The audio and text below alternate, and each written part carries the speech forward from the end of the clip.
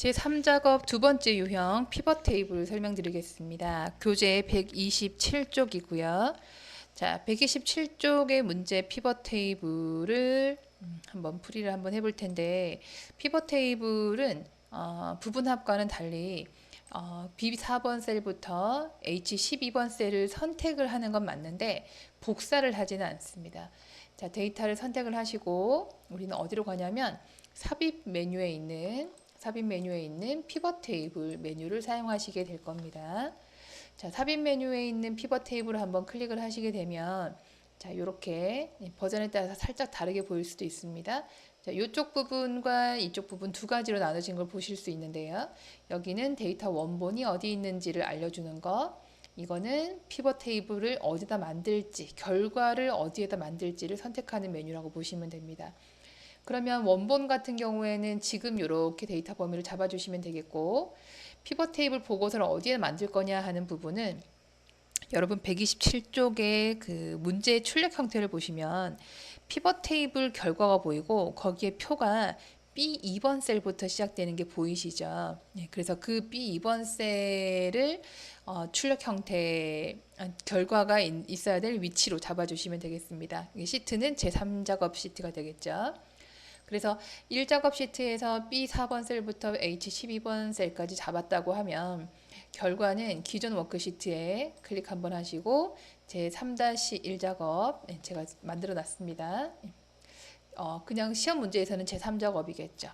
그래서 B2번 셀이라고 선택을 해주시고 확인 버튼을 눌러주시면 이렇게 피벗 테이블 영역이 만들어지는 걸 보실 수 있습니다.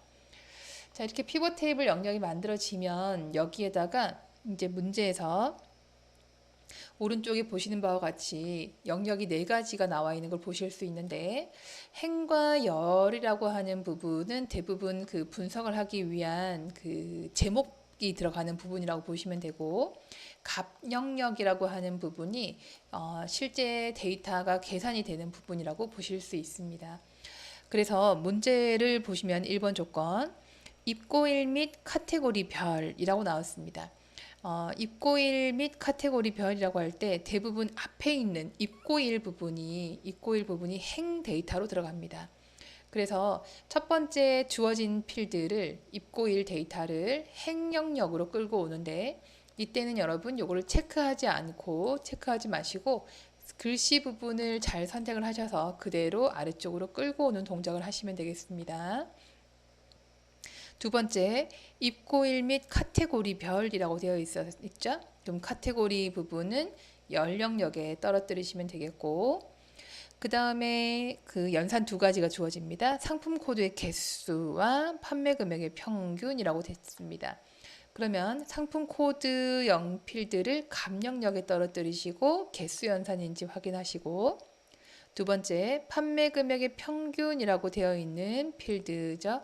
판매 금액을 잡으셔서 값 영역 개수, 상품 코드 개수 아래쪽에다가 떨어뜨리시면, 자, 내가 지금 여기에서 값 영역의 데이터를 가져오는 동안 이쪽 부분에서 피벗 테이블이 만들어지고 있는 걸 보실 수 있고, 합계 연산이 아니라 평균 연산으로 바꾸셔야 되기 때문에 아래쪽에 값 영역에서 필드를 누르시고 값 필드 설정 누르시고 여기서 합계 대신에 평균 연산으로 바꿔 주시게 되는 거죠. 이렇게. 자, 그러면은 이제 1번 문제는 일단은 마무리가 되는 겁니다. 1번 문제에서는 되게 비슷한 유형으로 문제가 나오기 때문에 맨 처음 주어진 필드를 행에 넣으시고 입고일 및 카테고리 별 할 때 두 번째 나오는 필드가 열 영역으로 간다는 거 잘 체크해 주십시오.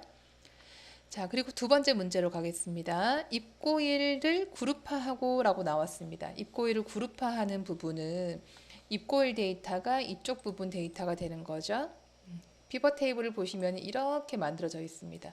이렇게 되어 있고, 이렇게 나눠져 있고, 이렇게 나눠져 있는 거죠.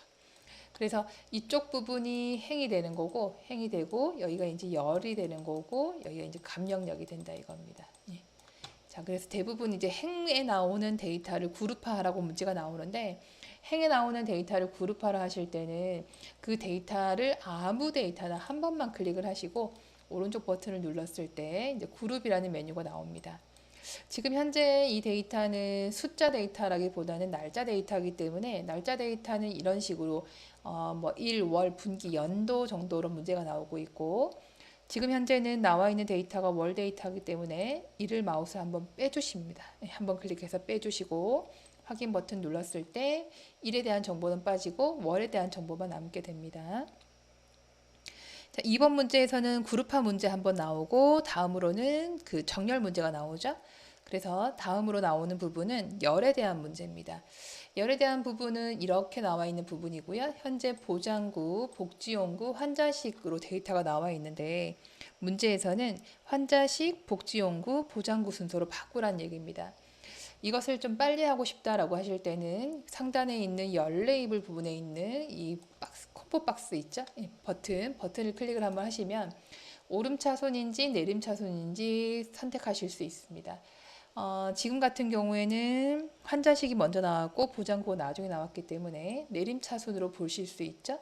이렇게 환자식, 복지용구, 보장구 해서 여기 열 레이블 버튼을 누르셔가지고 하실 수도 있고 가끔씩 이게 오름 차순도 내림 차순도 아닐 경우가 나오는데 그때는 해당하는 필드를 클릭하시고 초록색 테두리를 마우스로 꾹 누르신 상태에서 이렇게 움직이시면은 커다란 대문자 I와 같은 포인터가 나오는 걸 보실 수 있고 위치를 수정하실 수 있다는 점 같이 알아두시기 바랍니다. 자, 그리고 나서 이제 세 번째 문제로 갈 건데 세 번째 문제는 레이블이 있는 셀 병합, 빈셀 표시, 더불어서 4번 문제까지 같이 푸시는데 행의 총합계를 지우라고 나와 있습니다. 자, 행의 총합계라고 하는 거는 어느 부분이냐면 이렇게 한 행의 끝에 있는 이 부분이 있죠. 그러니까 요거랑 요거 부분. 그러니까 행 끝에 있는 연산 두 가지가 있는데 이 부분을 행의 총합계라고 하고 아래쪽에 있는 총합계 부분은 열의 총합계라고 보시면 되겠습니다. 자, 이렇게 3번 문제와 4번에 있는 행의 총합계까지는 표 안에 클릭을 한번 하시고 오른쪽 마우스를 누르셨을 때 피벗 테이블 옵션이 나옵니다. 클릭 한번 해보시면 피벗 테이블 옵션에 여러분들이 체크하거나 간단하게 기입하면서 바로 해결할 수 있는 부분이라고 볼 수 있습니다. 자, 레이블이 있는 셀 병합 여기서는 클릭 한번 해주시면 되고 빈 셀을 아스트리스크 2개로 입력을 해주셔서 처리하시면 되겠고요. 4번 문제에 있는 행의 총합계를 지우라라고 하는 문제는 현재 탭에서 그 옆에 있는 요약 및 필터라는 탭으로 넘어가셔서 행의 총합계는 표시하지 않겠다라고 하는 세 가지 옵션을 선택하시면 됩니다. 다시 한번 체크를 하면 자, 레이아웃 및 서식에서 여기 레이블 있는 셀 병합 및 가운데 맞춤 빈 셀 표시 2개 체크하고 탭을 이동하신 다음에 여기에서 행의 총합계 표시를 하지 않는다라고 하는 점 여기까지 선택하셨으면 확인 버튼 누르셨을 때 이렇게 보시는 결과를 보실 수 있습니다. 자, 간단하게 순서를 한번 보시면은 첫 번째 피벗 테이블 문제를 푸실 때 맨 처음에는 일단은 레이아웃 위치를 잡죠. 1번 문제를 푸는 거죠. 1번 문제를 풀고 두 번째가 이제 그룹화는 항상 행 부분, 그러니까 이쪽 부분에서 그룹화가 주어진다는 거. 세 번째는 정렬 해서 요거는 열에서 열 부분에서 이루어진다는 거. 그 다음에 나머지 피벗 테이블 옵션 해서 나머지 사항까지 정리하시면 됩니다. 요 순서로 작업을 하시되 이거 여기까지 했다고 해서 이제 문제가 끝나는 게 아니라 이제 출력 형태 마지막 정리하는 부분이 하나 더 남았는데 그 부분은 총 4가지 그 부분은 총 5가지 정도를 설정하셔야 됩니다. 첫 번째는 행 레이블과 열 레이블 이름 수정하는 겁니다. 행 레이블 같은 경우에는 지금 입고일로 나와 있죠. 자, 글씨를 고칠 때는 클릭하시고 바로 입고일이라고 입력하시면 되고 열 레이블 같은 경우에는 카테고리로 입력하시면 되고 또 하나가 있습니다.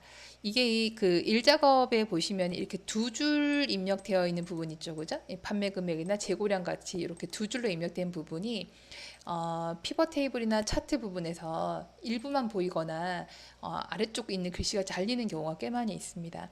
여기도 보시면은 여러분 D4번 셀을 보시면은 우리는 평균 판매 금액으로 보이지만 시험 그 출력 형태에 보시면은 판매 금액 단위 원으로 보이죠.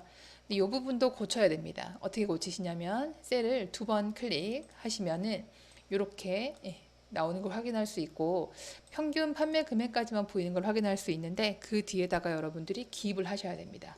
단위 원이라고 기입을 하셔야 된다는 겁니다. 이렇게 기입을 하셨으면은 확인 버튼 누르시고 나오시면은 여기뿐만 아니라 셀이 평균이 들어가는 부분에서는 동시에 모두 수정되는 걸 확인하실 수 있습니다. 자, 그러면서 이제 마무리로 이 안에 있는 데이터를 좀 정리를 하셔야 되는데 이 부분 다시 말해서 값 영역이죠. 이 값 영역에 있는 데이터들이 자세히 보시면 대부분 데이터가 쉼표가 들어가 있습니다.